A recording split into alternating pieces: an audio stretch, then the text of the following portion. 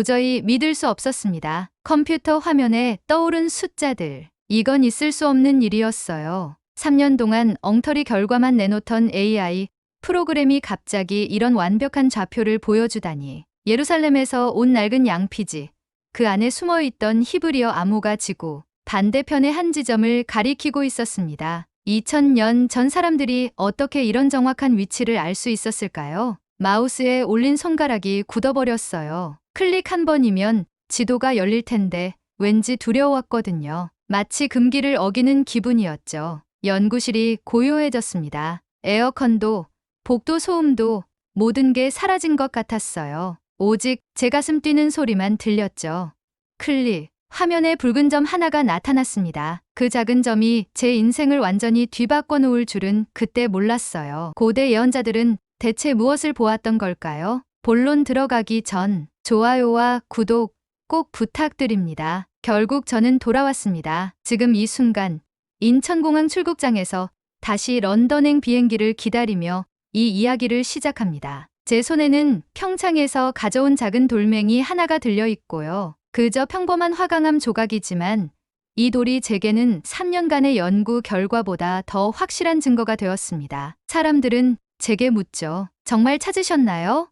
그 예언이 가리키는 것을. 저는 고개를 젓습니다. 찾은 게 아니라 깨달았다고 말해야 옳겠죠. 히브리어 고문서가 가리킨 건 장소가 아니었습니다. 그것은 하나의 질문이었어요. 왜 동쪽 끝, 산 너머 그곳에서 마지막 말씀을 들어야 하는가? 지금 생각해보니 제가 정말 찾고 있던 건 좌표가 아니라 답이었나 봅니다. 그 답을 찾기까지 저는 수많은 실수를 했습니다. 처음엔 보물찾기라도 하는 듯 들뜬 마음으로 한국에 왔거든요. 고대 유물이나 숨겨진 비석, 아니면 잃어버린 경전이라도 발견할 줄 알았죠. 하지만 평창의 그 작은 마을에서 만난 건 70대 할머니 한 분이었습니다. 외국 사람이 여기까지 뭘 찾으러 왔나? 할머니는 제게 된장찌개 한 그릇을 내어주시며 물으셨어요. 저는 어설픈 한국어로 설명했죠. 고대 문서, 예언, 좌표, 그런 거창한 이야기 들으려. 할머니는 그저 웃으시더군요. 그런 거 여기 없어. 그냥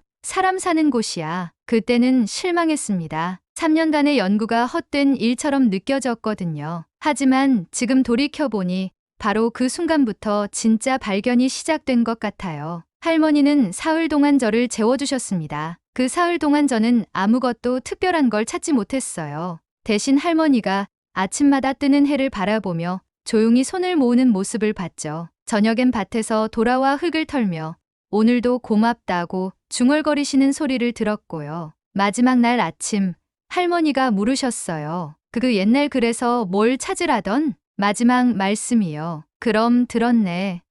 네, 매일 아침 해 뜨는 소리, 밤에 벌레 우는 소리, 그게 다 말씀 아닌가? 그 순간 깨달았습니다. 히브리어 예언문이 가리킨 건 신비로운 계시가 아니라 이런 평범한 일상 속에서 들리는 소리였구나. 동쪽 끝 한 줄기에서 들려오는 건 거창한 예언이 아니라 그저 산 자체의 소리였던 거죠. 지금 비행기에 오르며 생각합니다. 정말 찾은 게 맞나 싶어요. 3년 전으로 돌아가 보겠습니다. 그때 저는 완전히 다른 사람이었어요. 옥스퍼드 대학교 고대 종교학과 연구실, 오후 2시. 저는 컴퓨터 화면 앞에서 또 다른 실패작을 바라보고 있었습니다. 제가 개발한 AI 언어 복원 프로그램이 또 한 번 엉뚱한 결과를 내놓은 거였죠. 히브리어 고문서를 입력했는데 화면에는 의미불명의 숫자들만 가득했습니다. 이번엔 또 뭔가. 동료 연구원 마이클이 뒤에서 비웃듯 말했어요. 토마스, 자네 그 AI 프로그램 언제쯤 제대로 작동할 건가? 벌써 8번째 실패 아닌가? 저는 대답하지 않았습니다. 솔직히 저도 회의적이었거든요. 고대 문헌을 AI로 해석한다는 발상 자체가 무모해 보였어요. 하지만 포기할 수는 없었습니다. 제 박사학위 논문이 걸린 문제였으니까요. 그때 이메일 한 통이 도착했어요. 예루살렘 고고학 연구소에서 온 것이었죠. 토마스 그리넬 박사님께 저희가 최근 발굴한 문서 중 해독이 어려운 것이 있어 연락드립니다. 이메일을 보낸 사람은 라헬 코엔 박사였어요. 예루살렘에서 가장 권위 있는 고문서 전문가 중 한 분이죠. 그분이 저 같은 무명 연구생에게 도움을 요청한다는 게 믿어지지 않았습니다. 첨부된 스캔 파일을 확인해 주시기 바랍니다. 2세기경 양피지로 추정되는데 히브리어와 아람어가 혼재되어 있고 특이한 수열이 반복됩니다. 선생님의 AI 복원 기술로 해석 가능한지 의견을 구하고 싶습니다. 저는 서둘러 첨부 파일을 열었어요. 화면에 나타난 건 정말 이상한 문서였습니다. 낡아서 희미해진 양피지에 삐뚤빼뚤한 글자들이 적혀 있었는데 중간중간 숫자처럼 보이는 기호들이 계속 나타났거든요. 이건 뭐지? 저는 중얼거리며 문서를 자세히 살펴봤습니다. 그리고 한 문장이 눈에 띄었어요.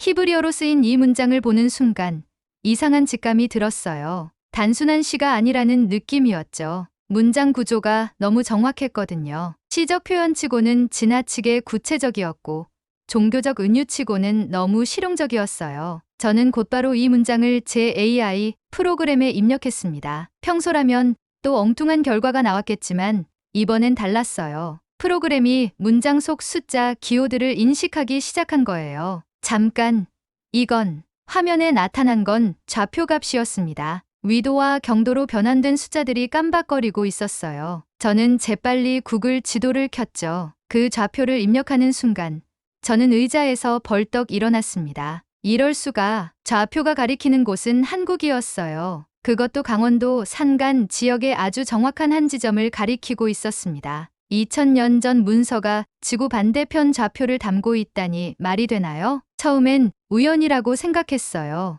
아니면 제 프로그램에 오류가 있거나. 하지만 확인해 볼수록 확신이 들었습니다. 숫자들이 너무 정확했거든요. 저는 마이크를 불렀어요. 이것 좀 봐. 내 프로그램이 드디어 제대로 작동하는 것 같아. 또 무슨 헛소리야? 마이클이 건성으로 다가왔다가 화면을 보더니 표정이 굳어졌어요. 이게 진짜야? 그런 것 같아. 이 히브리어 문장 속에 좌표가 숨어 있었던 거야. 하지만 이건 2000년 전 문서잖아. 어떻게 한국 좌표가? 그게 바로 문제지. 저희는 그날 밤늦게까지 이 문제를 두고 토론했어요. 마이클은 계속 의심했지만 저는 점점 확신이 들었습니다. 단순한 우연이 아니라는 느낌이었어요. 다음 날 저는 라헬 박사에게 전화를 걸었습니다. 박사님, 혹시 이 문서와 비슷한 다른 자료들이 더 있나요? 왜 그런가요? 뭔가 패턴이 있는 것 같아서요. 라헬 박사는 일주일 후 저에게 충격적인 소식을 전해왔어요. 토마스, 자네가 맞았어. 비슷한 문서들이 더 있다네. 전화 너머로 들리는 그분 목소리에는 흥분이 가득했어요. 바티칸 도서관, 알렉산드리아 고문서관, 심지어 티베트의 한 사원에서도 유사한 텍스트들이 발견됐어. 모두 같은 시기, 비슷한 내용이야. 정말요? 그런데 이상한 건 모든 문서가 동쪽 끝을 언급하고 있다는 거지. 그리고 자네 프로그램으로 분석하니까 좌표들이 전부 같은 지역을 가리키고 있어. 저는 손이 떨렸어요. 모두 한국으려? 정확히는 한반도 동북부 산간 지역이야. 오차 범위도 10km 이내로 거의 일치해. 이건 우연이 아니었습니다. 분명히 어떤 의도가 있었어요. 고대 세계 곳곳에서 동일한 메시지를 남긴 이유가 있을 거라고 생각했죠. 박사님, 저 한국에 가봐야겠어요. 토마스, 잠깐. 너무 성급하지 않나? 하지만 저는 이미 결심했어요. 그때 제 지도교수인 윌리엄 하틀리 박사가 개입했어요. 그린웰, 자네 정신 나갔나? 고작 몇 개 문서 때문에 한국까지 가겠다고? 하틀리 교수는 제 연구에 회의적인 분이었거든요. 특히 AI를 이용한 고문서 해석에 대해서는 늘 비판적이었죠. 교수님, 하지만 이건 정말 중요한 발견일 수 있어요. 고대 문명들이 공통으로 지목한 장소라니. 허튼 소리 그만해. 자네 그 프로그램부터 제대로 검증받았나? 동료 심사는 받아봤고 아직은. 그럼 얘기 끝이야. 검증되지 않은 기술로 나온 결과를 믿고 연구비를 쓰겠다고? 학과에서 허락할 리 없어. 저는 막혔어요. 하틀리 교수 말이 맞았거든요. 제 프로그램은 아직 공식적인 검증을 받지 못한 상태였어요. 하지만 포기할 수는 없었습니다. 그날 밤 저는 개인 비용으로라도 한국에 가기로 결심했어요. 연구비 지원은 나중 문제였죠. 일단 현장을 확인하는 게 중요했으니까요. 한국행 비행기표를 예약하면서도 저는 의심이 들었어요. 정말 이게 맞나 싶었죠. 2000년 전 예언문이 가리키는 곳을 찾아 지구 반대편까지 간다니. 누가 봐도 미친 짓이었거든요. 출발 전날 밤 저는 다시 한번 모든 자료를 점검했어요. 바티칸 문서, 알렉산드리아 파피루스, 티베트 경전, 모든 텍스트를 AI로 재분석했죠. 결과는 동일했습니다. 좌표 오차 범위 5km 이내로 모두 같은 지점을 가리키고 있었어요. 정말 이상해. 저는 구글 어스로 그 지역을 자세히 살펴봤어요. 평창군 어딘가의 작은 산촌이었죠. 특별해 보이는 건 없었어요. 절도 없고 유적지도 없고 그냥 평범한 시골 마을이었습니다. 여기서 뭘 찾겠다는 거지? 하지만 고대 문서들은 분명히 이곳을 가리키고 있었어요. 그것도 여러 문명에서 동시에요. 우연이기에는 너무 정확했고 조작이기에는 너무 일관되었습니다. 저는 가방을 싸며 중얼거렸어요. 가서 확인해보자. 인천공항에 도착한 순간부터 모든 게 낯설었어요. 한국어를 전혀 못했거든요. 히브리어, 아람어, 고대 그리스어는 읽을 수 있지만 현대 한국어는 완전히 다른 세계였죠. 공항 안내소에서 영어로 물어봤어요. 평창 가는 버스 어디서 타나요? 직원분이 친절하게 설명해 주셨지만 복잡한 환승 과정에 머리가 아팠어요. 게다가 제가 가려는 곳은 평창시가 아니라 산간 지역의 작은 마을이었거든요. 구체적인 주소도 없이 GPS 좌표만 가지고 있는 상황이었죠. 결국 통역 앱을 켜고 택시기사님과 실랑이를 벌였어요. 이 좌표로 가주세요. 여기가 어디예요?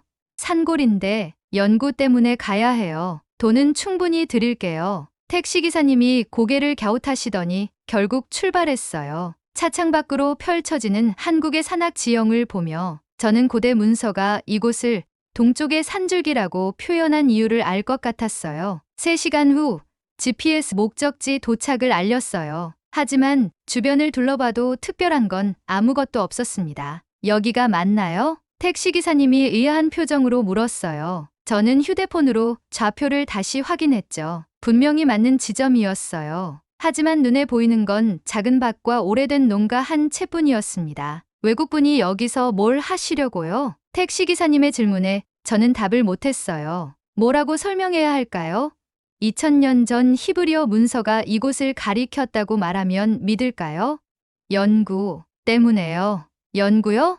여기 별로 볼 게 없는데 저도 그렇게 생각했어요. 3년간의 연구와 긴 여행 끝에 도착한 곳이 이런 평범한 시골이라니. 혹시 계산을 잘못한 건 아닐까 싶었어요. 그때 농가에서 할머니 한 분이 나오셨어요. 낯선 차와 외국인을 보시고는 궁금한 듯 천천히 다가오셨죠. 택시기사님이 할머니께 뭔가 설명하기 시작했어요. 택시기사님과 할머니가 한국어로 대화를 나누는 동안 저는 어색하게 서 있을 수밖에 없었어요. 가끔 제 쪽을 보시며 고개를 끄덕이시는 걸 보니 저에 대한 얘기를 하고 계신 것 같았죠. 택시기사님이 저에게 손짓하며 뭔가 말했지만 알아듣지 못했어요. 저는 휴대폰 통역 앱을 켜서 보여드렸죠. 할머니가 차 한잔 하고 가라고 하네요. 앱에서 번역된 음성이 나왔어요. 저는 망설였어요. 사실 실망감이 컸거든요. 기대했던 발견은 없었고 이제 뭘 해야 할지도 막막했죠. 하지만 할머니의 따뜻한 표정을 보니 거절하기 어려웠어요. 앱에 감사합니다라고 입력해서 들려드렸죠. 할머니 댁은 정말 소박했어요. 오래된 한옥의 작은 마당, 감나무 한 그루가 전부였죠. 하지만 이상하게 편안한 느낌이 들었어요. 할머니가 차를 준비하시는 동안 택시기사님이 제게 뭔가 계속 물어보셨지만 소통이 잘 안 됐어요. 통역 앱만으론 한계가 있었거든요. 할머니가 차를 가져오시며 뭔가 말씀하셨어요. 저는 급히 통역 앱을 켰지만 할머니의 사투리 섞인 말씀을 제대로 인식하지 못했어요. 우리, 할아버지, 옛날, 사람들. 앱에서 끊어진 단어들만 나왔죠. 할머니는 제가 못 알아듣는 걸 보시고는 손짓 발짓을 섞어가며 설명하려 하셨어요. 택시기사님도 할머니 말씀을 완전히 이해하지 못하는 것 같았어요. 워낙 깊은 사투리셨거든요. 그래도 몇 마디는 알아들으셨는지 저에게 말했어요. 할머니가 뭔가 옛날 얘기를 하시는데 잘 안 들려요. 답답했어요. 혹시 중요한 얘기를 하고 계신 건 아닐까요? 할머니의 표정이 심상치 않았거든요. 뭔가 아시는 것 같은 기다리고 있었다는 듯한 눈빛이었어요. 저는 휴대폰에 옛날 이야기가 있나요? 라고 입력해서 들려드렸어요. 할머니가 고개를 끄덕이시며 뭔가 길게 말씀하셨지만 여전히 앱은 제대로 번역하지 못했어요. 소통이 안 되는 답답함이 컸지만 분명히 뭔가 있다는 느낌은 들었어요. 할머니는 포기하지 않으셨어요. 집 안으로 들어가시더니 낡은 노트를 하나 가져오셨죠. 그리고 연필로 뭔가를 그리기 시작하셨어요. 먼저 동그라미를 그리시고 그 옆에 산 모양을 그리셨어요. 그 다음엔 사람 모양을 여러 개 그리시고는 화살표로 방향을 표시하셨죠. 마지막에 큰 X표를 하나 그리시고는 저를 가리키셨어요. 저는 이해했어요. 사람들이 어디선가 와서 이곳을 찾는다는 뜻이었죠. 할머니가 말씀하시려던 게 바로 이거였어요. 저도 노트를 빌려서 그림을 그렸어요. 책 모양을 그리고 그 안에 숫자들을 적었죠. 그리고 화살표를 그어서 이곳을 가리켰어요. 할머니가 눈을 크게 뜨시며 고개를 끄덕이셨어요. 그리고 또 뭔가 그리기 시작하셨죠. 해와 달, 그리고 별들을 그리시더니 손을 모으는 모습을 그리셨어요. 택시기사님이 중얼거렸어요. 할머니가 뭔가 종교적인 얘기를 하시는 것 같은데 할머니는 계속해서 그림을 그리셨어요. 이번엔 큰 나무를 그리시고 그 아래 사람들이 모여있는 모습을 그리셨죠. 그리고 그 사람들 위로 빗줄기 같은 걸 그어내리셨어요. 저는 점점 흥미로워졌어요. 혹시 이게 고대 문서에서 말하는 마지막 말씀과 관련된 건 아닐까요? 할머니가 제 어깨를 톡톡 치시며 밖을 가리키셨어요. 따라가 보니 마당 한쪽에 오래된 느티나무 한 그루가 서 있었어요. 할머니는 그 나무를 가리키시며 뭔가 말씀하셨죠. 택시기사님이 들으려고 애쓰시더니 말했어요. 뭔가 이 나무가 특별하다고 하시는 것 같아요. 할아버지 때부터, 아니 그보다 훨씬 전부터 있었다고. 저는 나무를 자세히 살펴봤어요. 정말 오래된 나무였어요. 둘레만 해도 어른 서너 명이 팔을 벌려야 안을 수 있을 정도였죠. 할머니가 나무 밑으로 가시더니 무릎을 꿇고 손을 모으셨어요. 그리고 중얼중얼 뭔가 말씀하셨죠. 마치 기도하는 것 같았어요. 할머니의 기도 모습을 보며 저는 이상한 감정에 휩싸였어요. 뭔가 신성한 순간을 목격하고 있다는 느낌이었죠. 고대 문서들이 말하던 동쪽 끝에서 들리는 마지막 말씀이 바로 이런 건 아닐까 싶었어요. 할머니가 기도를 마치시고 일어나시더니 나무 껍질을 살짝 만지셨어요. 그리고 저를 보시며 손짓하셨죠. 저도 나무에 손을 대보라는 뜻인 것 같았어요. 저는 조심스럽게 나무에 손을 댔어요. 거친 껍질 아래로 생명력이 느껴졌죠. 수백 년, 아니 1000년을 넘게 이 자리를 지켜온 나무였어요. 그 순간 이상한 일이 일어났어요. 바람이 불면서 나무집들이 바스락거렸는데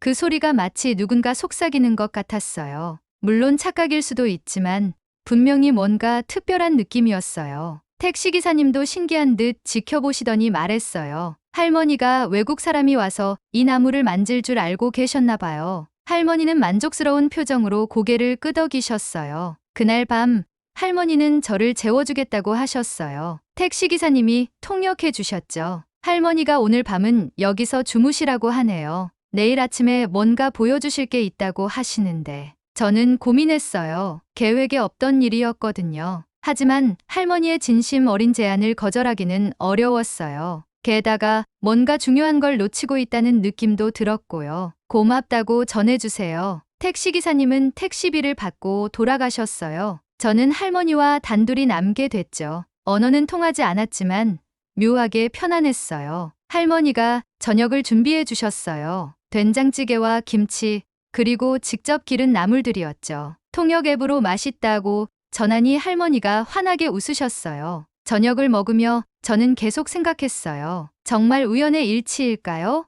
고대 문서가 가리킨 곳에 이런 할머니가 계시고 예로부터 전해 내려온 이야기도 있고 신성한 나무도 있고 뭔가 연결점이 있을 거라는 확신이 들었어요. 다음 날 새벽 할머니가 저를 깨우셨어요. 아직 해가 뜨기 전이었죠. 할머니는 제 손을 잡고 밖으로 이끄셨어요. 어둠 속에서 느티나무 아래로 갔어요. 할머니는 나무 앞에 무릎을 꿇고 앉으시더니 저에게도 그러라고 손짓하셨죠. 저는 할머니 옆에 앉았어요. 그리고 기다렸죠. 뭘 기다리는지도 모르면서요. 천천히 동쪽 하늘이 밝아오기 시작했어요. 산 너머로 해가 떠오르려는 순간이었죠. 할머니가 제 팔을 살짝 치시며 동쪽을 가리키셨어요. 그때였어요. 해가 산봉우리 위로 모습을 드러내는 순간 햇빛이 느티나무를 통과하면서 신기한 일이 일어났어요. 나뭇가지들 사이로 비치는 빛이 마치 글자 모양을 만들어냈어요. 저는 숨을 멈췄어요. 그 빛의 패턴이 히브리어 문자와 비슷해 보였거든요.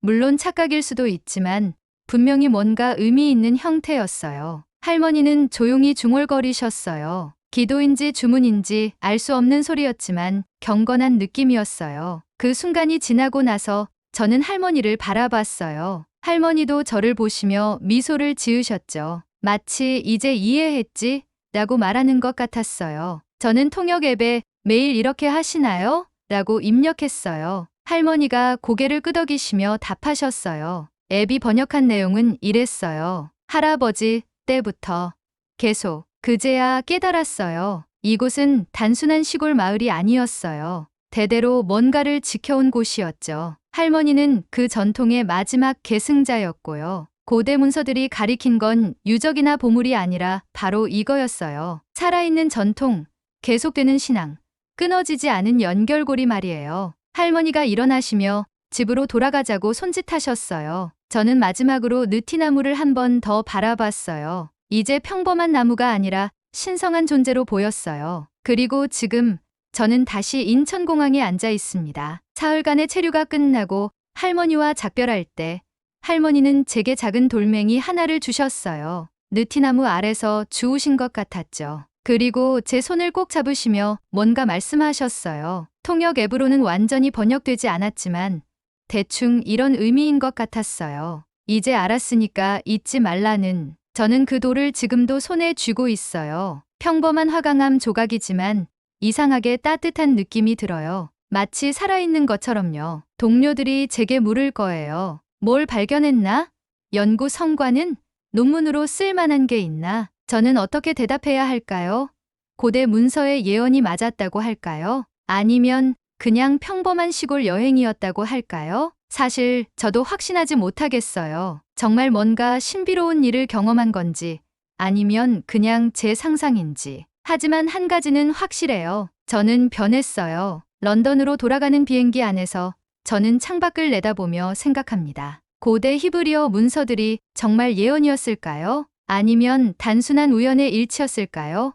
과학자로서는 의심해야 마땅하지만 경험한 사람으로서는 부정하기 어려워요. 할머니가 매일 아침 느티나무 아래서 올리시는 기도, 그 순간 나뭇가지 사이로 스며드는 햇빛, 그리고 바람에 흔들리는 나무집 소리, 그 모든 게 마지막 말씀이었을지도 모르겠어요. 거창한 계시나 신비로운 메시지가 아니라 그냥 자연의 소리, 일상의 소리, 산 자체의 소리 말이에요. 제 손 안에 작은 돌이 말해주는 것 같아요. 너는 먼 길을 돌아서 결국 이것을 깨달으러 왔구나라고. 아마 앞으로도 의심할 거예요. 과학자니까요. 하지만 동시에 믿을 거예요. 경험했으니까요. 평창의 작은 마을, 친절한 할머니, 오래된 느티나무. 그 모든 게 제게는 답이었어요. 찾던 답이요. 비행기가 구름 위로 올라갑니다. 이제 정말 돌아가는군요. 사연은 여기까지입니다. 구독과 좋아요로 감동 온기에 따뜻한 온기를 더해주세요. 따뜻한 이야기로 다시 찾아뵙겠습니다. 감사합니다.